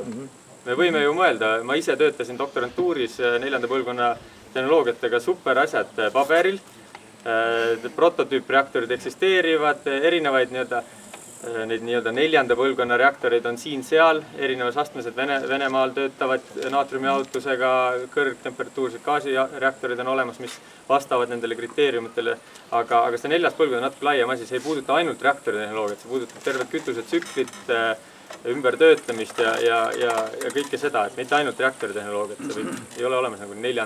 põlvkonna reaktor tegelikult. Et meie jaoks on oluline see, et kõige parem reaktor on see, mis töötab ja töötab ohutult ja töötab majanduslikult. Ja selliseid on. Mis tundub tänasel hetkel, me ei ole valikut teinud, Fermi Energia ei ole valikut teinud. Tänasel hetkel tundub, et ütleme audid, mis on 40-50 aastatest on olnud meil audid, suured audid sõidavad ringi ja nüüd me lihtsalt tahame ühte väikest audit. Ja miks ei peaks olema, seda väikest audit ei ole veel ehitatud, aga enne kui Audi A1 ehitati, siis kas keegi kahtles, et Audi ei oska A1 ehitada? Ikka oskab, väiksem, lihtsam. Lihtsalt sealt tuleb nii-öelda ka see rahaline võit või ökonoomika tuleb ka ära väärindada piisavalt, mis see väiksus enda kaasa toob, aga tehnoloogia, nende vesijahutusega reaktorite tehnoloogia, nendega on väga palju kogemust ja insenerid teavad, regulaatorid tunnevad neid, need on töötanud rahulikult. No ma ei räägi RBMK. Et lihtsalt vastates tähendab, reaktorite põlvkonnad ei ole nagu iPhone. Et nad ei ole niimoodi, et on 10, see on 11 ja nad on nagu eelmised järjest niimoodi. Nüüd sai selgeks. Ja pigem Fermi Energia puhul me räägime 3+ põlvkonnast, ütleme selle ka välja. Rain. tahtsin korra selle tuumajaamaga seoses niisuguse raamistiku, õigusraamistiku kõige selle peale hüpata. Minu parim teadmine siin poole aasta tagant veel või millal sai tõsisemalt jälle tegeldud, et kui hakkaks kohe pihta, siis teoreetiliselt oleks, ütleme, 10 aasta pärast võimalik, et tuleks juba voolu ka või? On seal mingeid arenguid nüüd toimunud, et teil on optimistlikum vaade sellele? Ei, no optimistlikumast ei ole, aga teoreetiliselt võib olla teoreetiliselt, kui me tahaks tuumaenergia. Meie plaanis, see ikka 2033-35 on see, kus hakkab selleks tulema. No, oleme realistlikud lihtsalt. Ja ei, ma mõtlen, see jutu alguse juurde tuleb selle tagasi, et kui see jutt ühiskonna jaoks jääb selliseks, et tuuma lahendab meie mured, siis ühtpidi on 10 aastat lühike aega, aga teisipidi siis peab olema valmis, võib-olla eks ole gaasipliidi peal rohkem süüa teha. Kuskil lüliti ennem välja lülitada. Siin võib tekkida see moment, kui on üks moment, et vesinikuenergiat praegu tegelikult see areng on ilmselt suhteliselt kiire. Ja 10 aasta pärast, eks ole, me ei tea, mis siis toimub. Et kas see aatomienergia on üldse alternatiiv vesinikuenergiale. Sest see salvestamine, kuidas seda energia salvestad, päikest on ju meeletult, eks ole, tuult on meeletult, et võib-olla see on minevik. Aga vesinik ongi ju salvesti, vesinikku ei ole. Tuumaenergia on, aga vesinik on energia. Ära mõtlebki, et meil on nii palju vesinikku sellel hetkel, et vesinik siin seal igal pool. Me kuidagi salvestame ja toodame teda sellest nii-öelda rohelise vesinikuna sellel hetkel. Aga enne ütle sina, et mina jällegi mõtlen, et kui meil selline periood, see on jällegi hüpotees, aga kus on hästi külm ja tuult ei ole ja päikest ka ei ole, eks ole, siis me ei saa ka vesinikku toota. Kunagi sa ütlesid, et kui me ka vesinikku toodame, siis mahutite suuruse tõttu on teatud ajaline nii-öelda nišš siin, mille jooksul on optimaalne seda ära kasutada. Või kuidas see oli? Jah, see on optimeerimise küsimus ja see optimeerimise küsimus sõltub tegelikult sellest riigist või sellest, kuidas nüüd öeldakse, areaalist või pindalast, mis on liitunud üheks selleks, ütleme, energia tootmise, salvestamise ja piirkonnaks. Kui see piirkond algaks näiteks Iirimaaga ja lõpeks teiselt poolt ümber selle Skandinaavia läbi, teiselt poolt sinna samasesse Prantsusmaa, mis ta siis on, kirdenurk või üles põhimõtteliselt, siis me praktiliselt garanteeriksime 85% tuulega kogu energia ära. Sellepärast, et... Kelle jaoks siis? No vesiniku salvestamise kaudu. Euroopa jaoks, terve Euroopa. Euroopa jaoks. Siis oleks meri ei ole, tähendab. Selleks, et Eesti toodaks umbes 4 korda rohkem elektrienergiat, kui ta praegu toodab, on vaja ehitada umbes 1010 megavatist tuulikut, ma täna hommikul rehkendasin. Ma arvasin, et te tahate seda küsida, aga ma ei taha teile neid numbrid, nagu te ei tapa nendega. Aga põhimõtteliselt ei ole need numbrid üldse nii suured, sest tuulikute tootmise efektiivsused võivad teatud piirkonnas olla, nagu öeldud, juba 65 ja rohkem protsenti, aga julgeoleku kaalutlustel või sellisel lolli rusikareegli järgi öeldakse, et üle 50 ei ole. Aga ma tulen ikkagi ära küsimuse juurde tagasi, sest see on tegelikult huvitav. Et vaene Fermi, kes nüüd võib-olla kuuleb, et jah, et me suudame hoida nii palju vesinikku, et 10 aasta pärast, kui meil on need 1000 10-vatist tuulikut olemas, kas me suudame katta oma kehva tuule ja kehva päikese perioodi vesiniku laost vesinikku võttes ja tarbides seal? Minu vastus on, et jah. Pensionifond ikka tuulikusse vist, jah. Aga see eeldab, ma räägin teile veel, väga suurt rahvusvahelist koostööd. Aga rahvusvahelist me ei saa Eesti pinnalt seda lahendada? Ei, Eesti pinnalt ei lahenda seda. Okei, ikkagi Fermisse läks jälle raha tagasi. Niimoodi see pentastus raha. Nii, palun. Kui muidugi vesinikku minna, siis see teema, mis ma tahan küsida, ei ole. Ma tahaks küsida ühe väga tagurliku kliimapoliitika mõttes küsimus. Väga hea, see sobib. Et nagu Olavi tõi, eks ole, kui me paneme põlevkivienergeetika kinni, me kaotame kuskil 1,5 või kuskil nii palju miljardid, eks ole. Teisest küljest me teame seda, et fossiilkütuste, vedelkütuste tarbimine suureneb järgmised 20 aastat näiteks. Nii. Me justkui praegu oleme kõik ära unustanud, me räägime innovatiivsest vesinikust, me räägime energiast kogu aeg. Ja nüüd on minu küsimus selline, et kui siin istuks muidugi Ella Riisaru, siis oleks võib-olla pilt natuke teistmoodi ka. Aga oletame, et kuna see fossiilkütuste vajadus suureneb, siis tegelikult huvi maailmas selle vedeliku vastu on olemas. Ja nüüd see, mida meie võime kaotada, see on võib-olla 100 aastat põlevkivi energeetikat alates geoloogilisest uuringutest kuni keemiatööstuseni, mis meil on olemas, mida mujal maailmas nagu ei ole. Et ütleme, see kapital, mis meil on olemas. Nüüd, kui palju maksab see, kui me seda enam ei kasuta, paneme kinni. Nüüd, kui väljamaal tekib huvi ja küsitakse meilt selle fossiilkütuse põlevkivi arenguks näiteks midagi teha, makstakse peale. Kas me peaksime seda tegema või mitte selle kliimapoliitika raames, mida me praegu räägime, et see kõik on paha, eks ole. Kas me peaksime seda tegema? Enn? Lugupeetud geoloogid, keemikuna võime teile kinnitada, et mitte mingit kaasaegset põlevkivi keemiat ei ole Eestis olemas. See on ainult üks kivist õli välja pressimine. Näitame kaamerad kõik siia poole praegu. Toorõli väga jäme puhastamine ja selle müümine kõige odavamaks laevakütuseks maailma merel, millega me saastame tohutult Rotterdami sadamat. Ja see, et Eesti hakkas väga intensiivselt seda punkerdama, on üks põhjusi, miks võeti vastu merekütuste direktiiv, mis keelab ära selle sisepõlemismootoritega suurte laevade sõitmise alates aastast 2040. Tähendab, me ei peaks tegelema, me peaksime ütlema ei. Põhimõtteliselt ei ole olemas enam seda samast know-how'd isegi vist sellel tasemel, mis meil oli kunagi epoksiidvaigu tootmisest või kuigivõrd teda veel vanasele litsentsi ja nende asjade alusel toodetakse. Mitte midagi uut kaasaegset põlevkivienergeetikat pole, keemiatööstust. Andke andeks, sõbrad, ei ole olemas. Seda ei ole tehtud. Kui hiljuti Jüri Ratas läks Ida-Virumaale, siis ta kutsus erinevaid inimesi enda juurde Riigikokku. Seal oli ka näiteks Margus Lopp Tehnikaülikoolist, kes on üks peamine põlevkivikeemia, nii-öelda nagu pooldajaid ja arendajaid. Aga täiesti selgelt saavutus selline konsensus, et kui keemiline süstees on müstiline asi, sealt on võimalik väga mitmesuguseid asju saada. Põlevkivist on ju saadud tegelikult lõhnaõli ja ravimeid ja see kõik on võimalik. Aga esiteks väga väikeses kontsentratsioonis, et meil on ikkagi 10 miljonit tonni põlevkivi asemel võib-olla vaja kaevata 10 tonni aastas, eks ole. Ja teistpidi keemiline süntees on selline müstiline asi, et kui selle kaudu avastuslikult leitakse mingisugune uus aine, ongi kas siis näiteks lõhnaõli või ravim, siis hakatakse tegelema alternatiivide otsimisega keemilise sünteesi lähteaineteks ja väga sageli leitakse palju paremad lähteained, kui tegelikult see sama põlevkivi on. Nii et nagu selles mõttes kahjuks selle utoopia, et äkki meil õnnestub põlevkivi keemia kaudu saavutada mingisugune selline Eesti Nokia, nagu kunagi räägiti, siis ma julgen kinnitada, et kahjuks selle mõtte me ikkagi peame nagu maha matma, midagi teha. Annan siia korraks sõna ja siis tuleb sinna. Tähendab, rohepöörde olemuseks juurde võiks tagasi pöörda. See on siis inimese ja looduse vahekord.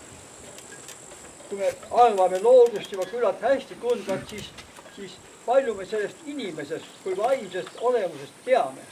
Kui me räägime puhkusest, loodusest, reostusest, loodusest kui põhihädast, siis kui palju me teame sellest vaimse keskkonna reostusest, kui kõige reostunumast keskkonnast. Ja kus on siis see inimese hingepuhkus? Ja miks võimu ja vaimu vahekordades see ikka jälle välja lööb, et see hingepuhkus on kuskile, see tunnete asi on midagi väga sekundaarset, aga ainult see mõistuse pool, ainult see mõtte pool. See on siis see, mille peale toetume. Nagu Harari ütleb lõpus, et masinad hakkavad inimese üle valitsema ja inimene jääb üldse sinna, sest masinad arendatakse nii kõrgele ja see inimese olemus jääb kuskile, see hingepool jääb teise koha peale. Nüüd ma küsin tarkade meeste käest, kuidas me siis seda peaksime rohepöördes hakkama siin väikses Eestis tegema? hea küsimus. Nüüd tahaks näha, kuidas Enn vastab sellele. Milliste filtritega inimese hinge puhtust puhastada? Inimese hinge puhtust saab puhastada näidisülesannete lahendus. Ja üks näidisülesannete lahendus on meil keemikumi katusel. Meil on keemikumi katusel päiksepaneelid, meil on seal, toodame elektrit, selle salvestame patareidesse, patareidesse teeme elektrolüüserist vesiniku salvestame ballooni ja tarnime selle samase isesõitva selle auto vesiniku kütuseelemendiga autosse. See on üks näide, kuidas, aga see ainult läbi hariduse kaudu saab inimese ajusid puhastada. Ja kõik see samane jutt, mida räägitakse erinevate nurgasagustes saitides igal pool muul, see palun unustage ära, võtke kätte tõsiteaduslikud asjad ja sellega lähemegi edasi. Mul on uus suvekodu seal Palamuse kandis ja mulle tuli kohe see Köstri juures kokkusaamine meelde, kui siis Paunvere kooli vilistlased nagu sinna läksid. Isegi Joosep Toots oli valmis oma hinge eest hoolt kandma. Ja Köster oli tegelikult ju tark mees, et nagu selles mõttes ega ju ma ütlen, et nagu väga hea hariduse said poisid ja kõikidest saab kokkuvõttes asja lõpuks. Ja, järgmine küsimus. Ai, vabandust, ma olen sinu jätnud võlgu, sa oled kogu aeg. Ja, ma olen juba siin tahan kommenteerida või öelda mõtte kaasa sellele tehnoloogia, et paneme kaardid tehnoloogia arengule. Et jah, loomulikult tuumaenergeetika ja selle vaates on see nii-öelda risk ja selles mõttes ka meie vaates ju väga tore, kui see tehnoloogia tõesti nii kiiresti areneb. Tuulikud saavad ka mujal kui nendes sobilikes koridores palju suuremat efektiivsust anda, vesinik lahendab meie probleemid. Aga kui me räägime siin sellest planeerimisest ja vaatame sellest ajaaknast, mis meil järgi on jäänud, me räägime 2050, kui me usume nüüd kliimateadlasi, mida ma usun, et 2050 1,5 kraadi ja kui selleks ei saavuta, siis on päris halvasti. See on kõigest 30 aastat. Ja nüüd ongi küsimus, et kas me nüüd planeerime just selle diskussiooni esimeses osas, et kas see planeerimise osa, et kas me planeerime tehnoloogia arengusse või me planeerime nendesse asjade, mis praegu töötavad. Ehk siis me peaksime planeerima nendesse asjadesse, mis praegu töötavad. Loomulikult, kui selle aja jooksul areneb välja see tehnoloogia, et tuulikud annavad rohkem, vesinik lahendab selle küsimused, väga tore. Loomulikult Fermile ma tulen sel juhul kaasa, nende investeering lendab korstnasse, aga praegu ei ole meil muud varianti, kui me peame investeerima nendesse asjadesse, mis töötavad, mitte mis ei ole paberil, võib-olla tulevikus meie lahendab. Aga näiteks, on sul mingid mõtted ka arusaamist, kuhu see investeering peaks? Ei, ma räägin, mis töötab tuule. Jälle raha läheb nüüd teise kohta. Tuumaenergia näiteks töötab. Et me ei saa öelda seda, et me ei peaks sinna investeerima sellepärast, et äkki tuleb seal mingisugune tehnoloogia areng. No reekedus on natukene või orienteeruvad numbrid, et enam kujutaksid ette. 1 megavatise tuuliku ehitamine merel maksab kuskil 900 000 eurot. 800 000 maismaal isegi odavam. Nii, sellega saab toota umbes 500 bussi vesiniku aastaringselt aastas. Ja üks buss maksab teile umbes põhimõtteliselt 250–550 000. Nii et 50 korda 50 on 12 miljonit kuskil bussid. Aga kas sul selle hinna sees on nüüd ka siis selle nagu maismaaga ühendamise hind või sest meretuulepargi puhul, avamere tuulepargi puhul öeldakse, et alates 200 miljonist on see ühenduse maksumus lihtsalt, eks ole, lisaks ja see on tuulikute maksumusele lisaks. See probleem on selles, et see sõltub loomulikult, milliseid suuri ühendusi meil vaja on. Ja odavam on tuua energia merelt ära vesinikuna, elektrolüüsitud vesinikuna, mitte elektrina. Hollandlaste näiteks katse need samased torud, mis asendavad ühe selle miljonivoldist liini, maksavad kuskil 300 000 eurot kilomeeter torustikku. Ainult.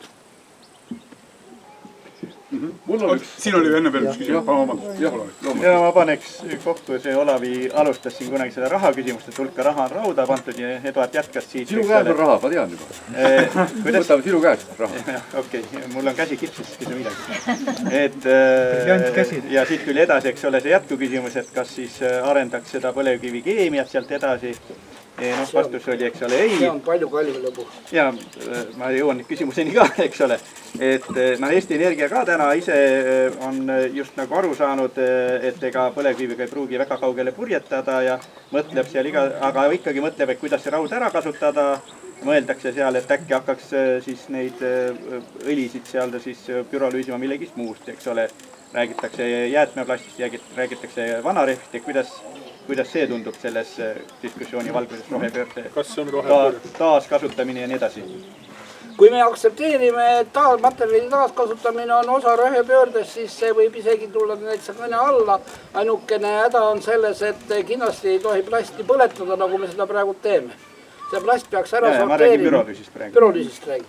No põhimõtteliselt sealt sa saad midagi kasulikku tõesti. Mitte ainult seda ja põhimõtteliselt pürolüüs on ka väga erinevate metoodikate alusel tehtavad ja põhimõtteliselt plastid jaotuvad tegelikult ju väga laias laastus kahest. Ühed on sellised, mis ei anna, kuidas nüüd öeldakse, hästi ennast töödelda, need on halogeenid plastid. Need on väga rasked taas kasutada ja need halogeenitud plastid peaks olema ära eraldatud teistest plastidest ja see halogeenitud plast peaks olema siis halogeenitud plastist toodetena taas kasutada. Ja seda ärge hakake kindlasti pürolüüsima, sest sealt saate igasuguse hunniku sodist õli ja igasuguse muid asju. Aga need, mis on mitte halogeenitud plastid, need on pürolüüsitavad päris hästi.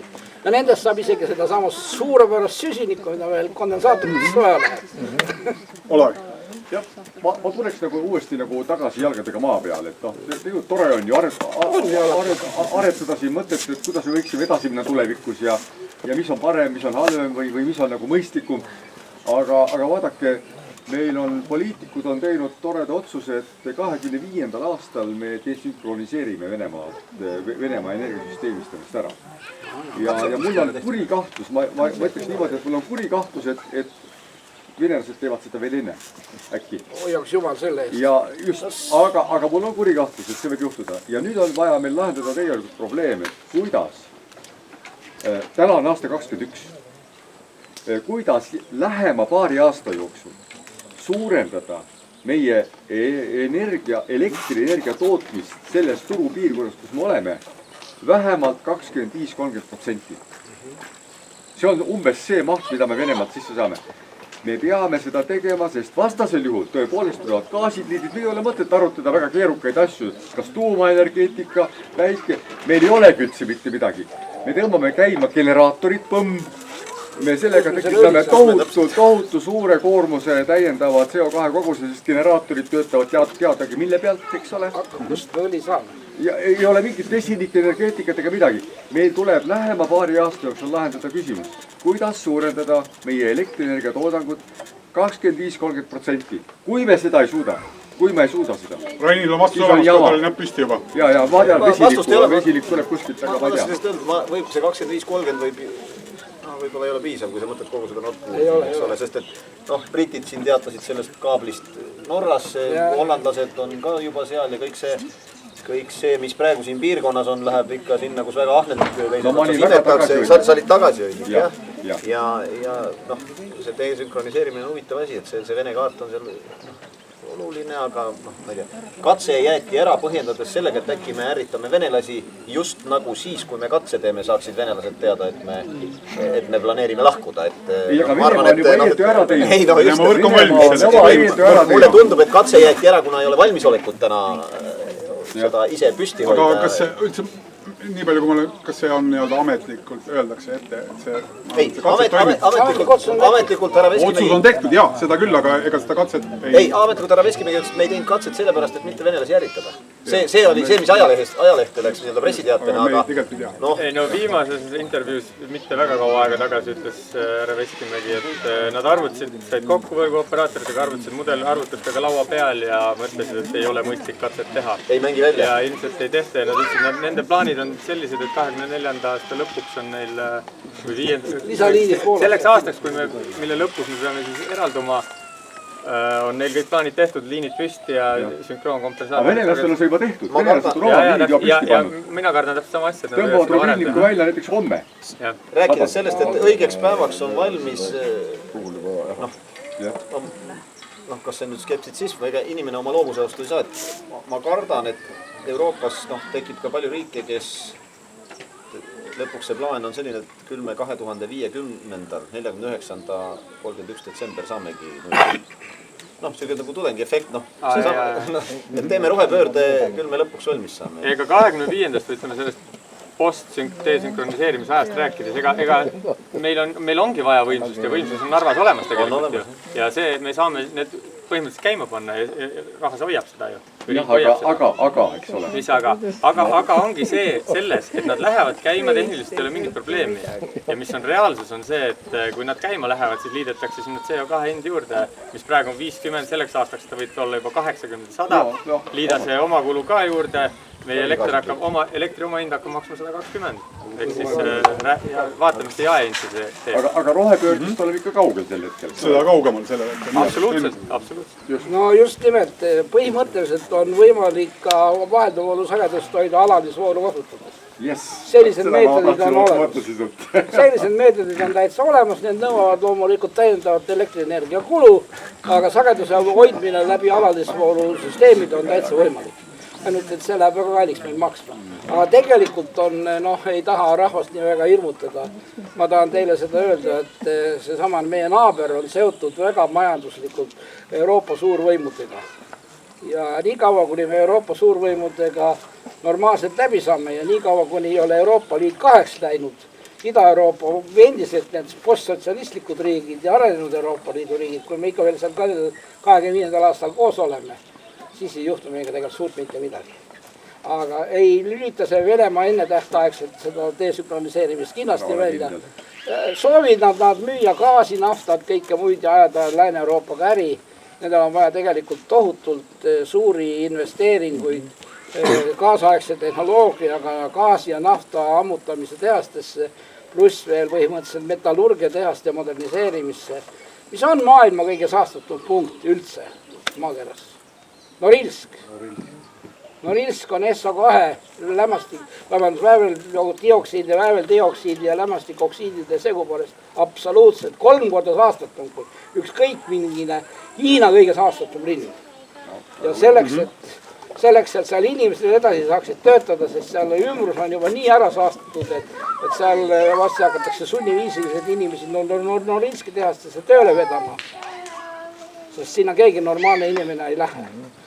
Selline oli arutelu. Nüüd me lõpetame. Ärge ära minge. Eerikul on kohe teade mälumängu kohta. Aitäh kõigepealt debateerijatel.